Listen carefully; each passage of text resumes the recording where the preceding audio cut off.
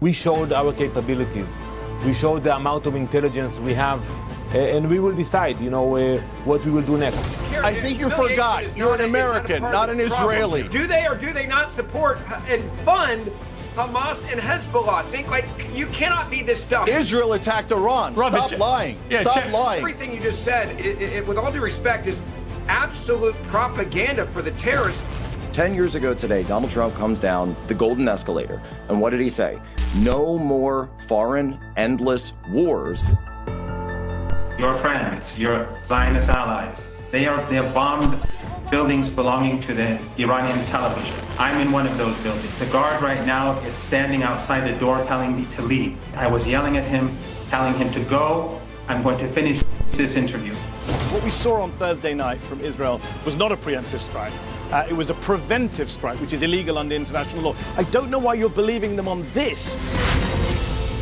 If the UN's experts are correct, then Iran is or was 3 days away from enriching enough uranium to build an atomic bomb. That would support Prime Minister Netanyahu's claim that Iran is months, not years, from developing nuclear weapons. And nuclear Iran would be a serious threat to Israel and, frankly, to all of us. Now, we know this because the ruling mullahs are not subtle about their intentions. As we're supposed to believe that chanting death to Israel, death to Britain and death to America is just excitable rhetoric like globalise the intifada. But there's a lot that we don't know for sure about this crisis. Frankly, the foreign policy experts don't have a stellar record on weapons of mass destruction in Middle Eastern dictatorships. Today, the IAEA, whose evidence is the basis for a lot of this, said the IDF is exaggerating the damage it's done to Iran's nuclear facilities. As recently as March, the US Director of National Intelligence said this. The IC continues to assess that Iran is not building a nuclear weapon, and Supreme Leader Khamenei has not authorized the nuclear weapons program that he suspended in 2003. The IC continues to monitor closely if Tehran decides to reauthorize its nuclear weapons program. Well, Netanyahu has been talking up the imminent threat of a nuclear weapon in Tehran for at least 33 years, and his core message has always been that Europe, and most importantly America, should be very afraid about it. Here he was making that point to me in 2013.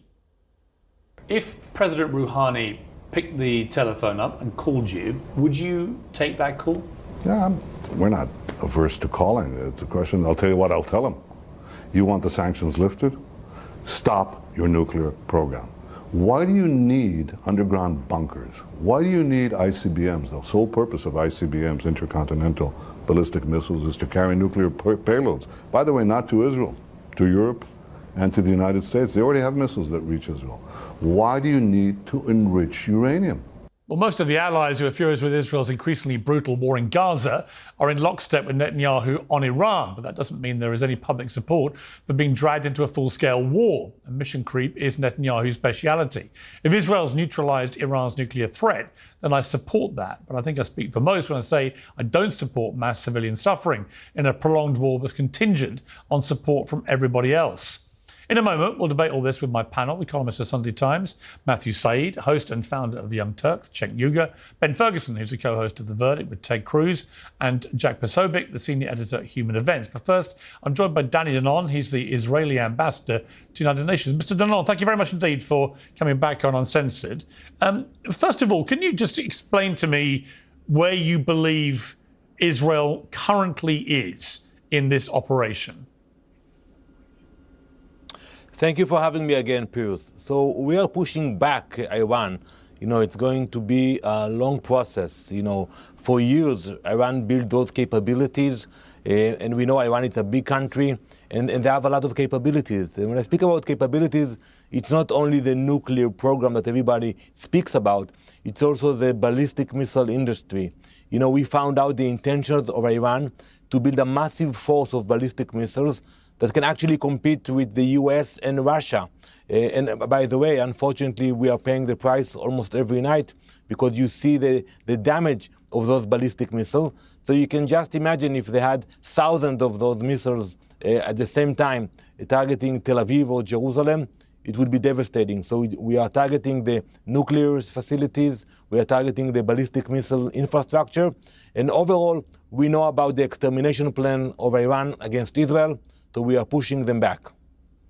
There are certain sites which you have been unable to get to because you don't have enough weaponry. America has that weaponry. Would you like America to help you, to give you the weaponry you need to get in to where you believe a lot of this nuclear stuff is being hidden?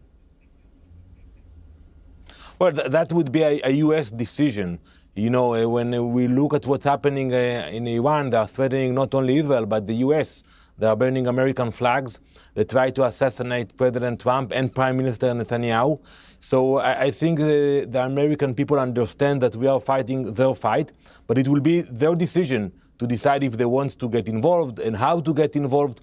But in the past, you know, it's not for the first time, we were the one who took the initiatives. You know, when we attacked the reactor in Iraq in 1982, we did it ourselves. Same was the case when we attacked the reactor in Syria. It's not the same. We are talking about a much bigger task this time, you know, a strong country. And when you look at the numbers, Israel is a tiny country, you know, 9 million people compared to 90 million people in Iran. You look at the size of Israel, you know, Iran is 70 times bigger than Israel. So it is a challenge for us, but we decided not to wait anymore. There are many people who say that Prime Minister Netanyahu in particular has spent 3 decades talking about the imminent danger of Iran developing nuclear weapons and enriching uranium.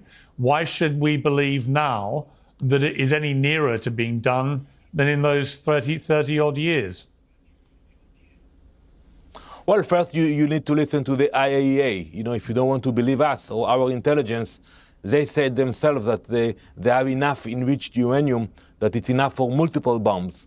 And then you look at the intentions, and I tend to believe the Iranians. When they say they want to destroy Israel, I believe them. When they say that they will use those weapons, and they have a sign that actually with a clock in the square in the middle of Tehran, I believe them. So we don't take any chances anymore. And after October 7th, you know, we saw the evil of our enemies. So we cannot wait and decide to wait more whether Iran will have the bomb and will use it or not. We are not going to be in that situation. That's why we took the preemptive attack. And you know, when you have the intention and you have the ballistic missiles and you have enriched uranium, so until when should we wait? Until they will actually send the bomb to Tel Aviv? We will not do that. Your Defense Minister, Katz, this morning posted on X, the arrogant dictator from Tehran has become a cowardly murderer who fires targeted shots at the civilian home front in Israel to deter the IDF from continuing the attack that is collapsing its capabilities. The residents of Tehran will pay the price, and soon. This was seen by many people, including myself. I responded to that, to say that this seemed to be a direct threat against the civilian population of Tehran. He later said, I would like to clarify the obvious, even though it clearly wasn't obvious. There is no intention to physically harm the residents of Tehran as the murderous dictator does against residents of Israel. And it carried on the clarification. But it was a very stupid thing of him to post, wasn't it? To even infer, albeit in a way that he says came out wrong, that the civilian population, the residents of Tehran, would become targets of Israeli strikes. Well, as you said, Piers, the minister clarified his statement, but I would say more than that. Not only we care for the people of Iran, we pray for them. And if they are watching us now, I want to tell them we feel their fears and we have nothing against them. We know that they are being oppressed, and we pray for the day that they will be able to live normal life and we can go back to where we were 46 years ago, before the revolution. You know, we had daily flights between Tel Aviv to Tehran. You know, we had a real bond with the Iranian people. And I believe one day it will be the same. So we pray for the Iranian people, and we hope that they will not be oppressed in the future. And for us, you know, we do everything we can to minimize civilian casualties. You know, even today, we announced that we are going to attack a certain area in Tehran in order to minimize civilian casualties. And they are doing exactly the opposite. Every night they are targeting cities, neighborhoods in Israel. And unfortunately, every night we have casualties, families, kids that are being killed from those missiles. You've been very successful in taking out a lot of the senior military commanders in Iran and a number of nuclear scientists. This is according to obviously what you have put out. But the Ayatollah remains alive. It's been reported that President Trump has vetoed any attempt to assassinate the Ayatollah. But I mean, why, out of interest, if you're going to target all the top people of the regime, why would you not target the Ayatollah? Pierce, I will not go into detail, but I will tell you that, we showed our capabilities. We showed the amount of intelligence we have about the whereabouts of the leadership of Iran and the IRGC. We showed our capability to fly everywhere, not only above Tehran, everywhere in Iran, which is a huge country. So we have those capabilities, and we will decide, what we will do next. Just explain something to me, which is that this has clearly been a very well-planned operation. There are reports of Mossad agents being all over Iran, planning all sorts of stuff involving drones and targeting sites and targeting people and so on. So from a military perspective, a highly successful operation so far, as indeed was the operation against Hezbollah, where 3,000 terrorists were targeted with the pager devices. Again, very successful, very precise, very targeted, Mossad's fingerprints all over it. Which does beg the question, and it's one that I've asked that I've not really had a satisfactory answer to. But why is it that with Mossad, one of the world's foremost intelligence agencies, being clearly at the forefront of going after terrorism with Hezbollah and with now Iran, why was it completely incapable of knowing that right on the doorstep of Israel, Hamas, who were given government, or elected governors, but given free rein when Israel pulled out of Gaza in 2005, that they were able to spend 20 years building a highly sophisticated, very deep tunnel network, and were then able to plan one of the world's worst terror attacks in modern times.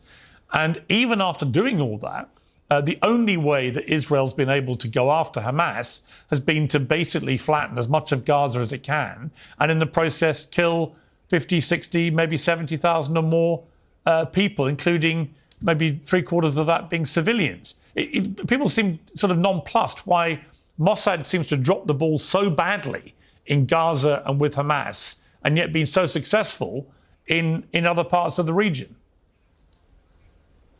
So first, I agree with you that we have to give credit for the Mossad for the operations in Lebanon and in Tehran. We have no border with Iran. We have no dispute with them. It's 1,000 miles away from Israel, and still we developed very impressive capabilities in Iran.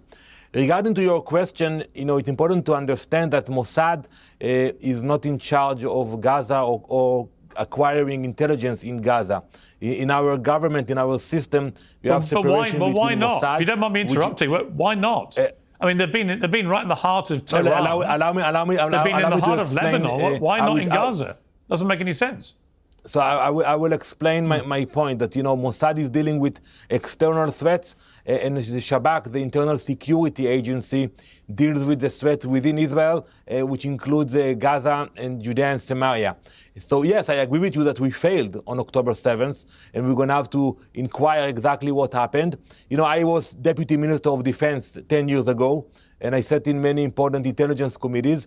I think one of the reasons for our mistake was that we focused too much on Lebanon and Hezbollah. We always thought that Hezbollah is the imminent threat, and they will be the one who will actually invade Israel. They will be the one who will attack Israel. And we put a lot of resources, a lot of energy looking north, and we should have looked south. And that was a huge mistake. We paid a heavy price for that. But I agree with you. We're going to have to look into what happened in Gaza and why it was neglected. There's a very long and detailed and very damning report that's come out today in New York Magazine, extremely thorough and detailed and well-researched, which concludes that Israel has almost certainly been perpetrating a lot of war crimes in Gaza. This is something which your own former prime ministers have been saying now as well. Obviously, Israel's government has emphatically denied this, but at the same time persists in having a ban on any international journalists coming into Gaza to verify what is actually happening on the ground. Surely the best way to establish whether you have or haven't been acting within the law is to allow international journalists in to do their job, isn't it?